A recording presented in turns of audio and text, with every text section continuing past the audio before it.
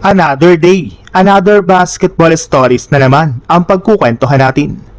At ngayon nga ay pag-uusapan natin ang inalabas na tatlong laro sa opening game ng 2026 to 2027 NBA regular season. At ang balitang may good news nga na po agad ang NBA sa Philadelphia 76ers at kay LeBron. Makalipas nga po ang matagal-tagal na paghihintay ng mga fans ay sa wakas official na nga pong inalabas ngayong araw ng NBA ang dalawa sa mga pinakamahalagang date sa darating na bagong season. Una na nga po dyan ay ang opening night ng regular season kung saan gaganapin nga po dito agad ang Western Conference Finals rematch sa pagitan ng OKC Thunder at San Antonio Spurs.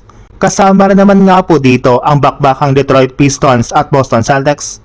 At higit sa lahat ang pinaka-inaabangang laro sa pagitan ng ating defending champions na New York Knicks kontra sa Philadelphia 76ers na gaganapin sa loob ng Madison Square Garden. Kagaya nga po ng inasahan, mangyayari rin naman nga po dito ang ring night o ring ceremony ng New York Knicks kung saan matatanggap nga po ng lahat ng kanilang mga miyembro ang kanilang championship ring sa harapan mismo ng bagong super team ng Philadelphia 76ers. Kaya sobrang nakaka-excite talaga ang kanilang magiging bakbakan sa unang araw pa lang ng regular season. At kasabay nga po ng paglabas ng opening schedule ng NBA ay marami nga po ang nakapansin na hindi dito kasama ang Lakers. Kaya marami na nga po ang nagsabi na mukhang na-reality check ang kanilang team dahil malinaw na nga po na si LeBron ang dahilan bakit parati silang nagkakaroon ng opening night game ng mga nagdaang taon.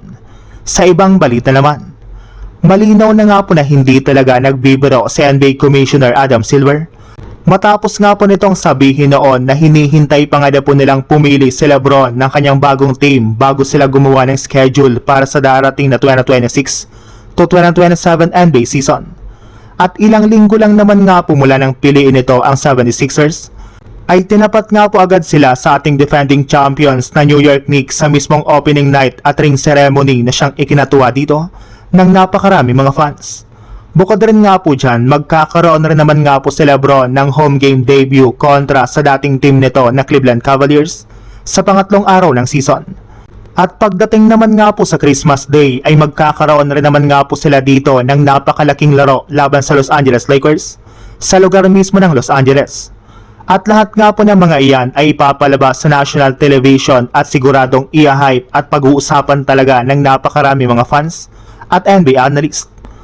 At ang nararamdaman nga po ngayong hype sa 76ers ay dala rin naman ng popularidad ng kanilang superstar na si LeBron.